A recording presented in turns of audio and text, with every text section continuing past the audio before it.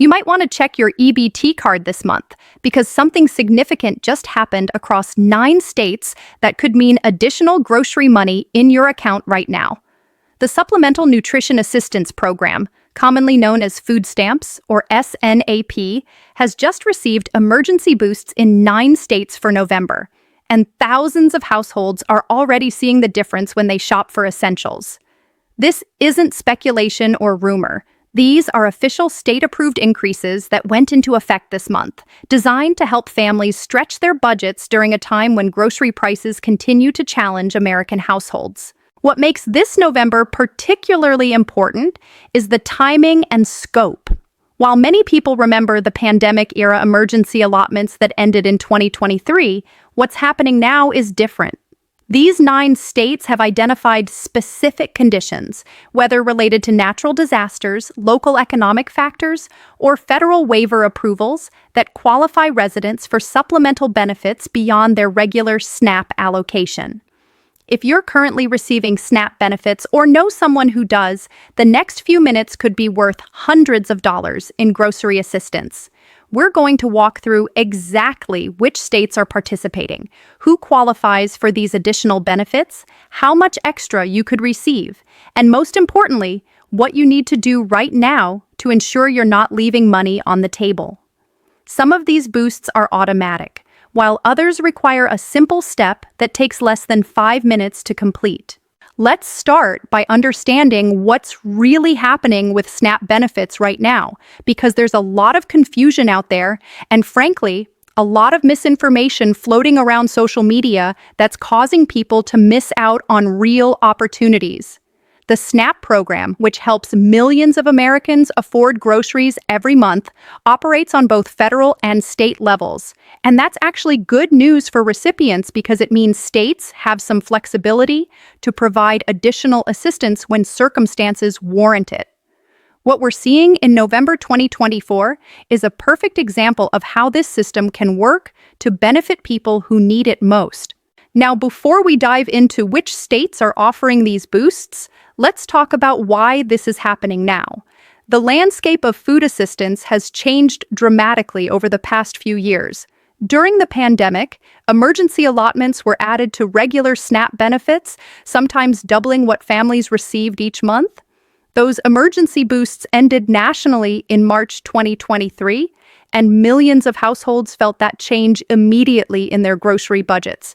But what many people don't realize is that states never lost the ability to provide supplemental benefits under different circumstances. They just needed the right conditions and approvals to make it happen. So what qualifies a state to offer these additional benefits? There are actually several pathways. Some states are dealing with natural disaster declarations that trigger federal disaster SNAP, also called DSNAP. Others have received waivers based on economic conditions in specific regions. A few are using state funds to supplement federal SNAP dollars, and some are participating in programs that increase benefits for households with specific circumstances like high housing costs or elderly members. The key thing to understand is that each state's situation is unique, and the amount of additional benefits can vary significantly depending on where you live and your household situation. Let's talk about California first, because it's one of the largest states providing additional SNAP assistance this November. California has been at the forefront of supplementing federal SNAP benefits, and they're continuing that trend. The state is providing what they call CalFresh supplemental payments to certain households, particularly those impacted by recent wildfires and other natural disasters. If you're a California resident receiving SNAP benefits and you've been affected by any of the declared disaster areas, you could be eligible for temporary replacement benefits. These aren't small amounts either. Depending on your household size and loss verification, families could receive anywhere from several hundred to over $1,000 in additional food assistance. The California Department of Social Services has been proactive about reaching out to affected households. But if you think you might qualify and haven't heard anything, you absolutely need to contact your local county office, because these benefits often require an application or verification process. Moving to the East Coast, we have several states in the Northeast and Mid-Atlantic regions that are providing enhanced SNAP benefits this November. New York is one of them, and they've taken a comprehensive approach to supplemental assistance. The state has identified households in counties that were impacted by late summer flooding and early fall storms, and they're providing disaster SNAP benefits to eligible residents. What's particularly interesting about New York's approach is that they're not just looking at whether your home was damaged, they're also considering whether the disaster caused you to lose work hours, whether you had food losses due to power outages, and whether you incurred disaster-related expenses that affected your ability to buy food. This broader definition means more people qualify than might initially think they're eligible. If you're in New York and experienced any kind of hardship from recent weather events, even if it seemed minor, it's worth reaching out to your local SNAP office to see if you qualify for these additional November benefits. Pennsylvania is another state that's stepping up with additional food assistance this November.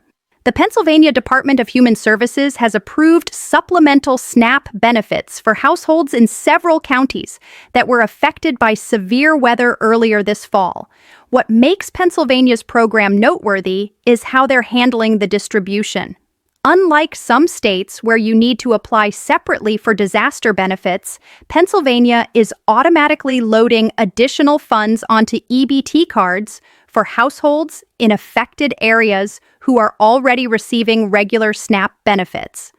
However, and this is important, if you weren't receiving SNAP before the disaster but the disaster created a need, you can still apply for disaster SNAP separately.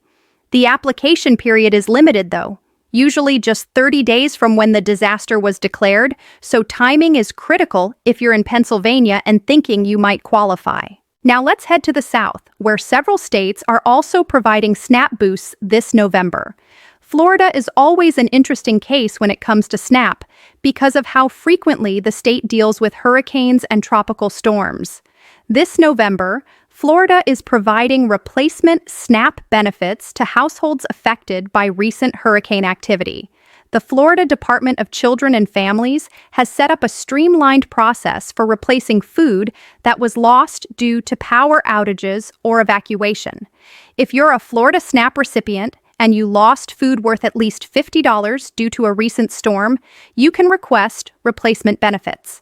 The key here is documentation. You'll need to provide some kind of verification that you lost power or had to evacuate, which could be a utility company notice, a FEMA registration, or even a statement from your landlord or employer confirming the situation.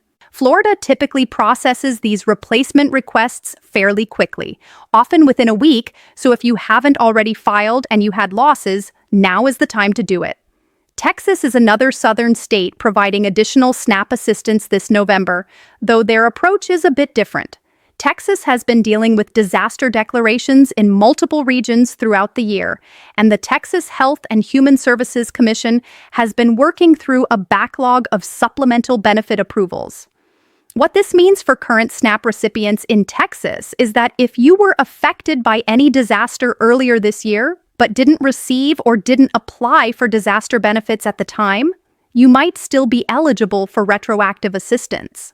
Texas is also providing enhanced benefits to households with elderly or disabled members through a state-funded supplement program that's separate from disaster assistance. If you're over 60 or have a disability and you're receiving SNAP in Texas, you should verify with your caseworker whether you're receiving all the benefits you're entitled to, because some of these supplements aren't automatically applied and require specific documentation. Let's move to the Midwest now, where states are taking different approaches to boosting SNAP benefits this November. Michigan is providing additional food assistance through a combination of disaster SNAP for areas affected by severe weather and a state-funded Heat and Eat program that slightly increases regular SNAP benefits for households that receive even minimal home heating assistance. The Michigan Department of Health and Human Services has been pretty innovative in how they stack these benefits.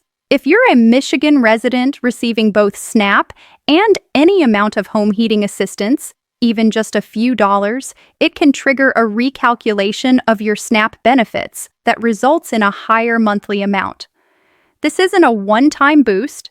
It's an ongoing increase for as long as you receive the heating assistance. November is actually a perfect time to look into this because many heating assistance programs open their application periods in the fall, so applying for heating help could simultaneously increase your food assistance without you even realizing it. Illinois is another Midwestern state providing SNAP boosts this November, and their situation is particularly relevant for urban residents.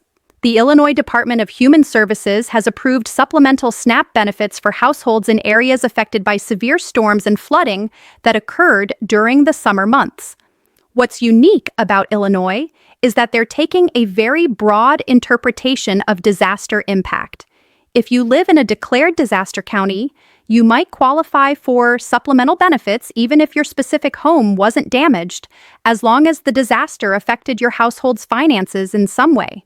Maybe your workplace was closed for several days. Maybe you had to help family members who were more severely affected. Or maybe you incurred unexpected expenses traveling around closed roads or bridges. Illinois is considering all of these factors when determining eligibility for disaster SNAP, which means more households can access this assistance than in states with stricter definitions. The Mountain West region has states participating in November SNAP boosts as well. Colorado is providing enhanced SNAP benefits to households affected by wildfires that burned earlier this year. The Colorado Department of Human Services recognizes that wildfire impacts extend far beyond the immediate burn areas. Smoke, evacuations, road closures, and economic disruptions affect entire regions, and their disaster SNAP program reflects this understanding. If you're a Colorado resident who experienced any hardship related to this year's wildfires, you could qualify for additional food assistance even if you live dozens of miles from where fires actually burned. The application process requires you to explain how the disaster affected your household. So being thorough and specific in your application is important. Arizona rounds out our list of states providing SNAP boosts this November. Arizona's program is focused on households affected by extreme heat events and flash flooding that occurred during the monsoon season. The Arizona Department of Economic Security has been working to identify households that suffered food loss due to extended power outages during extreme heat days, as well as those affected by sudden flooding. What's particularly helpful about Arizona's approach is that they're accepting applications on a rolling basis, rather than imposing a strict 30-day deadline, recognizing that many people affected by these events are still recovering and might not have immediately thought about applying for food assistance replacement. Now, here's something really important that applies across all these states. The additional SNAP benefits we're talking about aren't going to appear on your EBT card automatically in most cases. Some states do automatically load disaster benefits for existing SNAP recipients in clearly defined disaster areas, but many require you to take some action, whether that's submitting a simple online form, calling your local SNAP office, or providing documentation of losses or hardship. This is where a lot of people miss out. They hear that additional benefits are available, they assume they'll automatically receive them if they're eligible, and then they never see the money because they never completed whatever step was required. Don't let this happen to you. If you're in one of these 9 states, your very next step after watching this video should be to contact your state's SNAP office or visit their website to find out exactly what you need to do to access any additional benefits you might be entitled to. Let's also talk about the amounts we're discussing here because that matters when you're deciding whether it's worth your time to pursue these benefits. For disaster SNAP specifically, benefit amounts are typically based on your household size and follow the same maximum allotment tables that regular SNAP uses. For a single-person household, that's around $291 per month. For a family of 4, it's about $973. These are the maximum amounts, and what you actually receive depends on your income and circumstances. But even if you're only eligible for a portion of the maximum, we're talking about real money that can make a significant difference in your grocery budget. Replacement benefits for food loss are typically calculated based on what you actually lost, up to your household's monthly maximum benefit amount. So if you lost a freezer full of food worth $300 and your maximum monthly SNAP benefit is $500, you'd likely receive $300 in replacement benefits. Something else worth understanding is how these supplemental benefits interact with your regular SNAP benefits. In most cases, disaster SNAP and replacement benefits are loaded onto your existing EBT card separately from your regular monthly benefits. They usually don't affect your regular benefit amount, and they're typically available immediately once approved rather than following your normal issuance date. This means you could potentially receive your regular November SNAP benefits on your usual schedule and then receive an additional deposit of disaster or replacement benefits at a different time in the same month. Both sets of benefits work the same way. You can use them at any SNAP-authorized retailer for eligible food items, and they don't expire as long as you use your card at least once every year. There's also the question of whether receiving these supplemental SNAP benefits affects anything else. The answer is generally no. Receiving disaster SNAP or replacement benefits doesn't change your regular SNAP eligibility, doesn't affect other benefits you might receive like Social Security or SSI, and doesn't create any tax implications. These are simply additional food assistance benefits you're entitled to under specific circumstances, nothing more and nothing less. You don't need to report them as income, and they won't push you over any income thresholds that might affect other programs. They're designed to help you recover from or cope with extraordinary circumstances, and the government recognizes that providing this assistance doesn't change your underlying financial situation. One more thing that's really important to mention is the time frame we're working with here. When we say these 9 states have approved SNAP boosts for November, that doesn't necessarily mean the benefits are only available during the month of November. Some of these programs, particularly Disaster SNAP, have application periods that extend into December and even January, especially for disasters that occurred later in the year. However, the benefits themselves are generally issued fairly quickly once you're approved, often within 7 to 10 days. So even though we're talking about November boosts, if you're watching this later and you're in one of these states, it's absolutely worth checking whether you can still apply for retroactive assistance or whether the program is still accepting applications for disasters that occurred earlier. The bottom line here is that real substantial additional food assistance is available right now in these 9 states, and it's not going to find you. You need to find it. Take the initiative to contact your state SNAP office, explain your situation, ask what additional benefits might be available to you, and follow through with whatever application or documentation process is required. This could mean an extra couple $100s or more in grocery money this month, and possibly next month too. And in an economy where every dollar matters, that's assistance worth pursuing.